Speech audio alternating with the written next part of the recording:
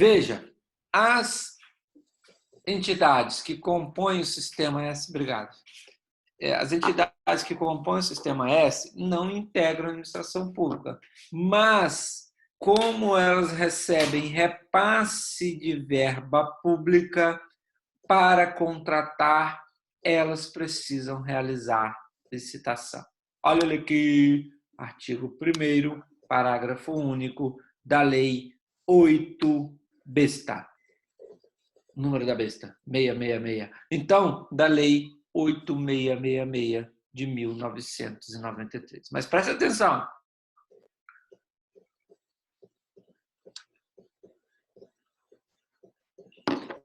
Elas precisam realizar a licitação.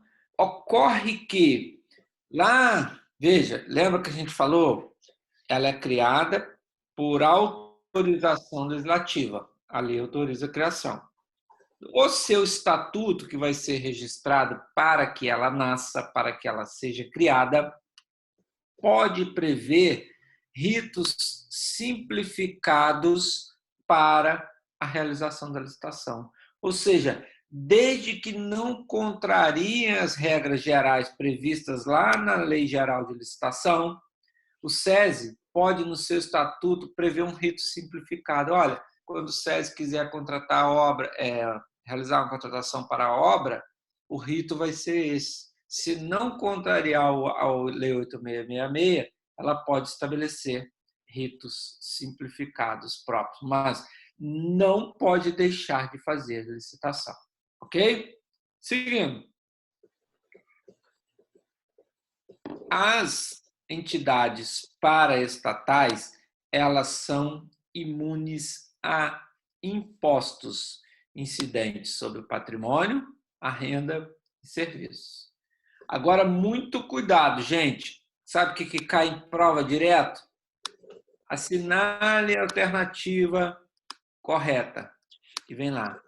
As entidades paraestatais são imunes a tributos. Está errado. Sabe por que está errado? Porque tributo é gênero. Tributo é gênero do qual são espécies. Do qual, passei o negócio. Do qual são espécies impostos. Vou abreviar aqui porque não dá para escrever muito com o mouse. Taxas.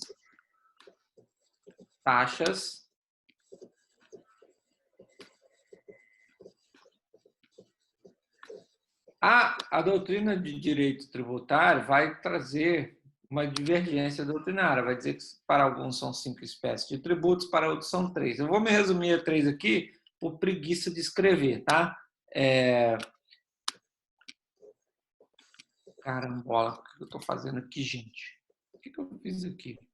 Não sei, mas preciso voltar aqui. Não sei o que eu fiz. Enfim, vou desistir de escrever. Voltei lá para o final, né? Não, voltei lá para o início. Então, o que acontece aqui, criança? Quais seriam as espécies de tributos? Impostos, taxas, contribuições de melhoria, e aí, para parte da doutrina, contribuições para fiscais e empréstimos compulsórios. Veja, não confundam, gente, as entidades paraestatais só são imunes a impostos. Se vier lá numa prova que você for fazer que elas são imunes a tributos, está errado, porque tributo é gênero, imposto é uma espécie de tributo, e elas só são imunes a impostos. Fechamento? Assim, a gente termina o estudo das entidades paraestatais e vamos para a segunda modalidade de ente de cooperação. Lembrando a vocês, crianças, vou tentar escrever aqui de novo, que os entes de cooperação,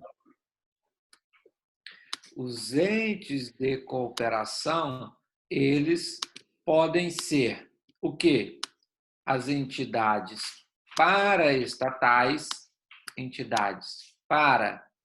estatais, tá? E, isso aqui não para, estatais, tá? E as entidades do terceiro setor.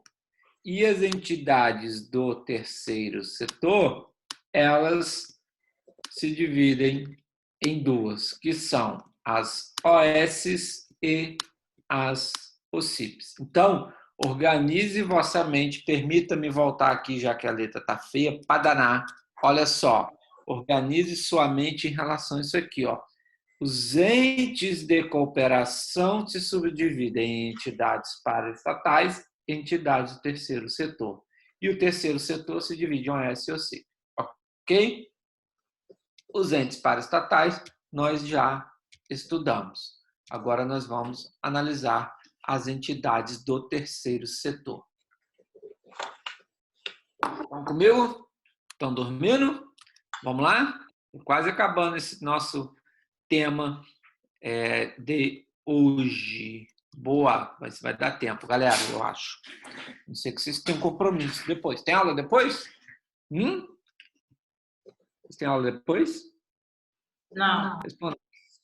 Caraca, que vida boa é essa que vocês estão tendo aí? Reclame comigo, com o coordenador, com quem quer que seja. Né? Eu quero aula, tenho sede de saber. Enfim, vamos lá. As entidades do terceiro setor, portanto, também não integram a administração pública, nem indireta, muito menos a direta. Quem são elas? Olha só, elas são entidades privadas da sociedade civil. Então, perceba que são entidades que são criadas por particulares, que vão exercer atividades de interesse público e, olha aqui, sem fins lucrativos. Então, olha só, por que o nome terceiro setor? O nome terceiro setor, porque elas não são nem governamentais, que seria o primeiro setor, nem empresariais ou econômicos, que seria o segundo setor. Então, é uma coisa sui generis, né? Em homenagem a Lind, né? É uma coisa... E, gente, está sendo gravado, né, gente? Brincadeira, sou uma pessoa séria. Né? Então, não são nem o primeiro setor, que é o governamental, nem o segundo setor, que é o empresarial ou econômico. Então, é um terceiro setor, sui generis, porque é uma entidade privada que atua exercendo atividade de interesse público. Então, meus amigos, como elas são privadas, o regime jurídico aplicado a elas é predominantemente privado. Mas, como muitas delas recebem verbas públicas, se aplicam algumas normas de direito público. Então, o que acontece? Essas entidades, elas são criadas pela sociedade civil para exercer atividades de fomento. Lembra que a administração pública possui 3 finalidades precípuas? Prestação de serviços públicos, exercício do poder de polícia e atividade de fomento. O que são atividade de fomento? São aquelas que visam estimular a coletividade a atender determinados objetivos. Então, o que acontece? As entidades do terceiro setor, elas atuam em atividades de fomento. No âmbito federal, nós temos 2 tipos de entidades do terceiro setor. São elas as organizações sociais, OS, e organizações da sociedade civil de interesse público. Vamos, já que vocês insistem, à análise de cada uma delas. Gente, isso cai direto, tá? Vamos, então, às OS, Lei 9637 de 1998, vocês não eram nem nascidos ainda, né? Enfim, eu já estava na labuta, trabalhando, vou dizer trabalhando igual um condenado, porque o condenado não faz porcaria nenhuma. Enfim, olha só, organizações sociais, OS. O que são? Configuram uma qualificação especial, vou ler bem devagar isso aqui, outorgada pelo governo federal a entidades da iniciativa privada, entidades essas que não têm fins lucrativos, cuja outorga autoriza a fruição de vantagens como isenções fiscais, destinação de recursos públicos, repasse de bens públicos, empréstimo temporário de servidores governamentais. Então, olha só, caraca, nossa reunião já está terminando? Jesus! Quem são essas OS? Deixa eu terminar a OS, pelo menos, para a gente encerrar essa reunião. Quem são essas OS?